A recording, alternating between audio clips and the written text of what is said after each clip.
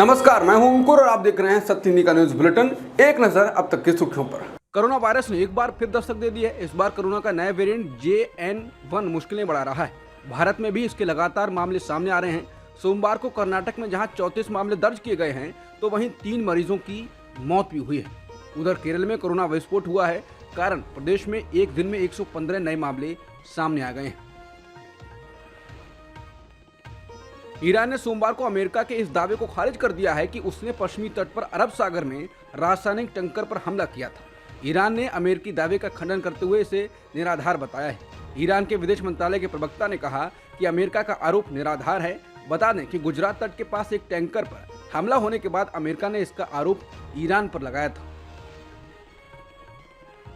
शिरोमणि अकाली दल के अध्यक्ष सुखबीर सिंह बादल ने मुस्लिम लीडरशिप को लेकर बयान दिया है और इसे सिख लीडरशिप से जोड़कर कुछ बातें कही।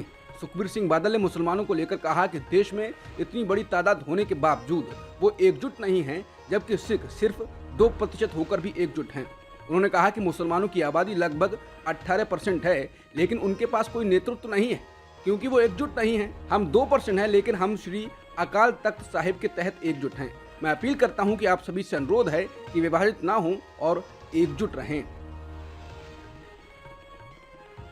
पंजाब के सीएम भगवंत मान पर शिरोमणि अकाली दल के अध्यक्ष सुखबीर सिंह बादल ने कहा है कि मैं उन्हें सिख नहीं मानता। वो ये दिखाने के लिए पगड़ी पहनते हैं कि वो सिख हैं।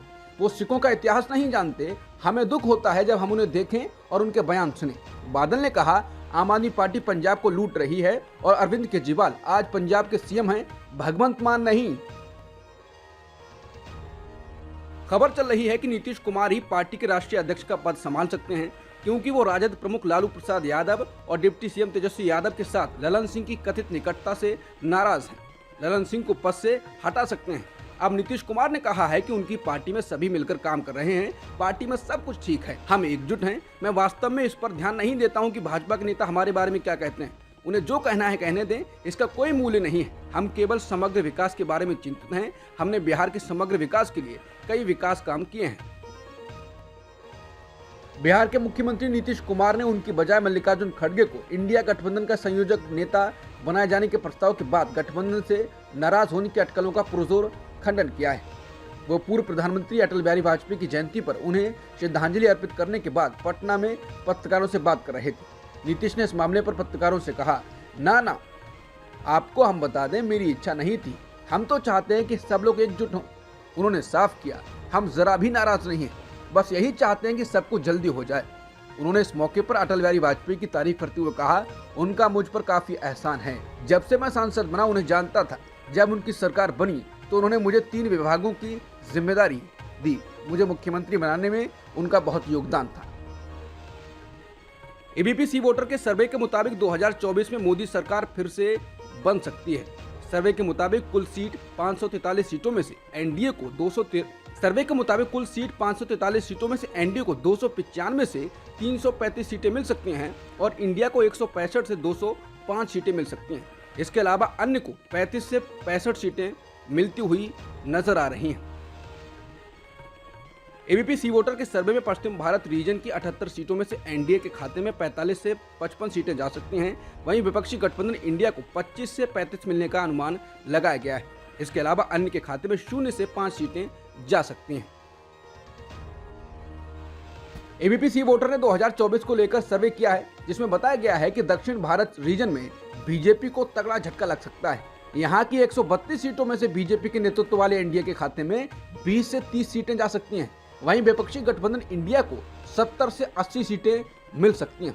इसके अलावा अन्य के खाते में 25 से 35 सीटें जाने का अनुमान लगाया गया है। वहीं एबीपी सी वोटर के ओपिनियन पोल में विपक्षी गठबंधन इंडिया के खाते में 40% वोट जाने का अनुमान जताया गया है। वहीं एनडीए को 19% वोट मिलने का अनुमान जताया गया है। इसके अलावा अन्य को 41% वोट मिल सकता है। एबीपी सी वोटर के 2024 को लेकर किए गए सर्वे में पूर्वी भारत रीजन की 153 सीटों में एनडीए के खाते में 80 से 90 सीटें जाती हुई दिखाई दे रही हैं। वहीं विपक्षी गठबंधन इंडिया को 50 से 60 सीटें मिल सकती हैं। इसके अलावा अन्य के खाते में 10 से 20 सीटें जा सकती हैं। वहीं बीजेपी के नेतृत्व वाले एनडीए को 42% वोट मिल सकते हैं। वहीं विपक्षी गठबंधन इंडिया को 38% लोग मत दे सकते हैं। इसके अलावा अन्य के खाते में 20% वोट जा सकते हैं। क्रिसमस के मौके पर पीएम मोदी ने ईसाई समुदाय के लोगों से मुलाकात की और एक समारोह में शिरकत की। इस मौके पर पीएम मोदी ने कहा, ईसाई समुदाय से मेरा रिश्ता बहुत पुराना है। मैं जब गुजरात का सीएम था तब मैं ईसाई समुदाय के गुरुओं से मिला करता था। जहां से मैं चुनाव लड़ता था वहां अच्छी खासी संख्या में ईसाई रहते थे। पीएम मोदी ने कहा कि सरकार के तौर पर हम ये सुनिश्चित कर रहे हैं कि विकास का फायदा हर किसी तक पहुंचे और कोई अछूता न रहे। ईसाई समुदाय के कई लोगों तक, विशेषकर गरीब और वंचितों तक भी आज देश में हो रहे विकास का लाभ पहुंच रहा है। कांग्रेस नेता प्रियंका गांधी ने कहा है कि भाजपा सरकार कुश्ती संघ को भंग करने की झूठी खबर फैला रही है। प्रियंका ने कहा कि कुश्ती संघ को भंग नहीं किया गया है, सिर्फ उसकी गतिविधियों को रोका गया है ताकि भ्रम फैलाकर आरोपी को बचाया जा सके। एक पीड़ित महिला की आवाज दबाने के लिए इस स्तर पर जाना पड़ रहा है। प्रियंका ने कहा कि देश को गौरवान्वित करने वाली नामचीन खिलाड़ियों ने भाजपा सांसद पर यौन शोषण का आरोप लगाया तो सरकार आरोपी के साथ खड़ी हो गई। पीड़िताओं को प्रताड़ित और आरोपी को पुरस्कृत किया गया। प्रधानमंत्री और गृहमंत्री के कान पर जूं तक नहीं रेखी। महिला पहलवानों से आंदोलन वापस लेने की एवज में दिए गए आश्वासन को गृहमंत्री भूल गए। अहंकार की पराकाष्ठा ये कि जिस भाजपा सांसद पर महिला खिलाड़ियों के यौन शोषण का आरोप है, उसने खुद ये भी फैसला करवा लिया कि अगला नेशनल गेम उसी के जिले में, उसी के कॉलेज ग्राउंड पर खेला जाएगा। इस अंधेर गर्दी और अन्याय से हारकर ओलंपिक विजेता साक्षी मलिक ने कुश्ती ही छोड़ दी। खिलाड़ी अपने पुरस्कार वापस करने लगे तो सरकार अफवाह फैला रही है। जहां भी किसी महिला पर अत्याचार होता है, ये सरकार अपनी पूरी सत्ता की ताकत के साथ आरोपी को बचाती है और पीड़ित को ही प्रताड़ित करती है। आज हर क्षेत्र में महिला नेतृत्व की बात होती है, लेकिन सत्ता में बैठे लोग ही आगे बढ़ रही महिलाओं को प्रताड़ित करने, दबाने और हतोत्साहित करने में लगे हुए हैं। देश की जनता, देश की महिलाएं ये सब देख रही हैं। मध्य प्रदेश में मोहन यादव के नेतृत्व वाली सरकार ने सोमवार को अपने मंत्रिमंडल का विस्तार किया। इस मंत्रिमंडल विस्तार में प्रहलाद पटेल और कैलाश विजयवर्गीय जैसे कई बड़े नेताओं ने मंत्री पद की शपथ ली है। इनके साथ साथ सरकार में कुल 28 बीजेपी विधायकों को सरकार में मंत्री बनाया गया है। बता दें, प्रहलाद पटेल और कैलाश विजयवर्गीय उन नेताओं में शामिल रहे हैं जिन्हें मुख्यमंत्री पद का दावेदार माना जा रहा था।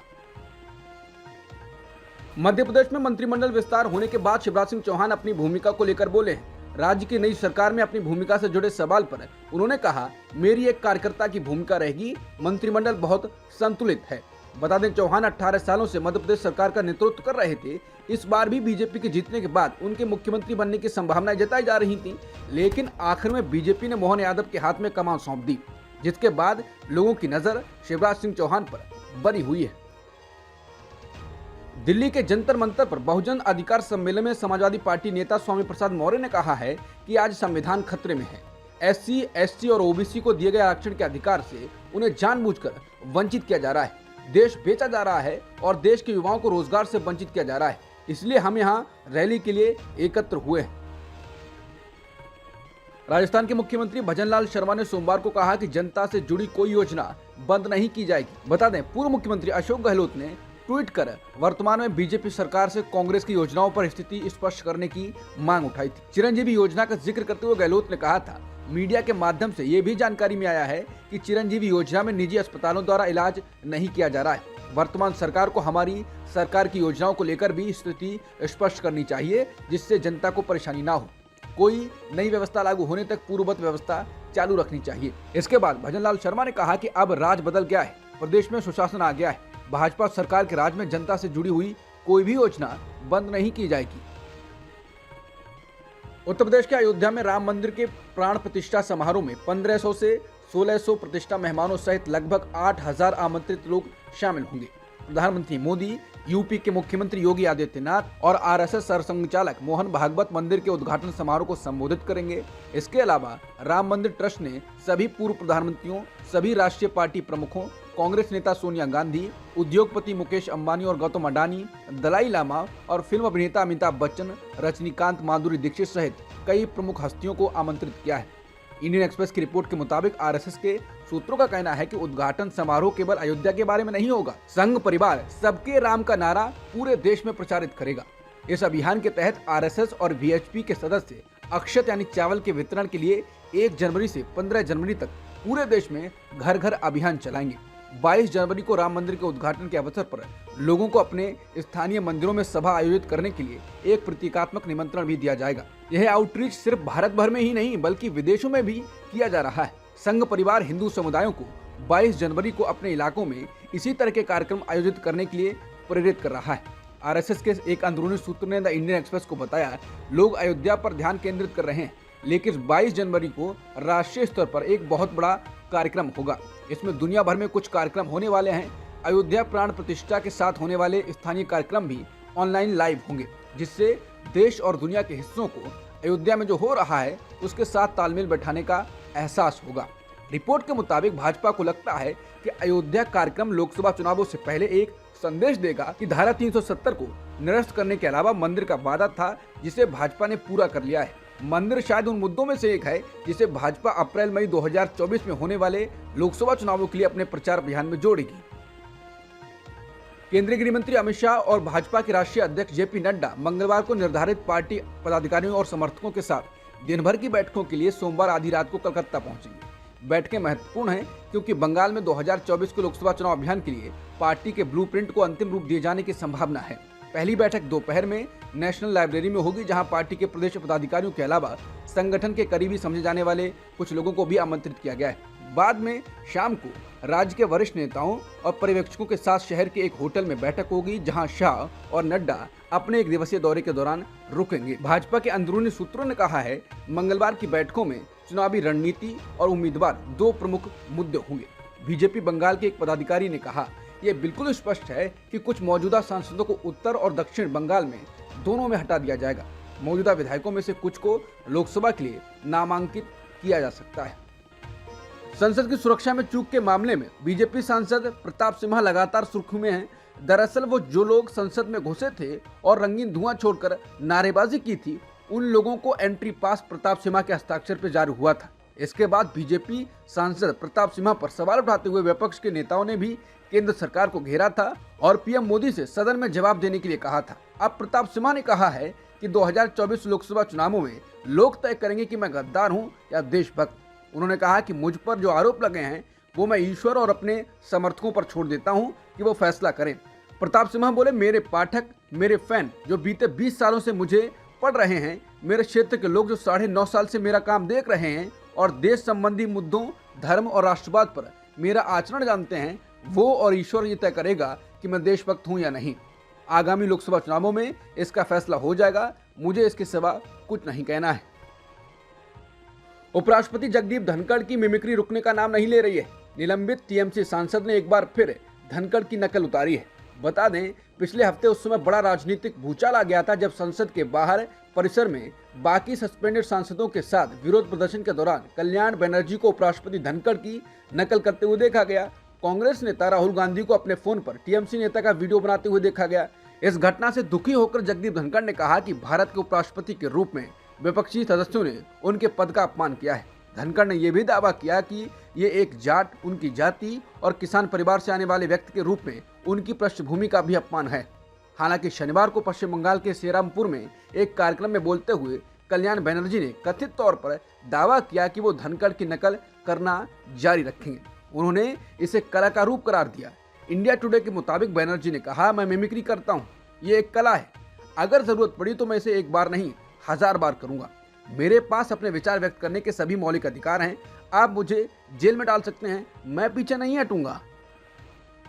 कांग्रेस अध्यक्ष और राज्यसभा में विपक्ष के नेता मल्लिकार्जुन खड़गे ने उपराष्ट्रपति और सभापति जगदीप धनखड़ के पत्र का जवाब देते हुए कहा कि लोकसभा और राज्यसभा दोनों से सांसदों का सामूहिक निलंबन पूर्व निर्धारित था और सरकार द्वारा पूर्व नियोजित था।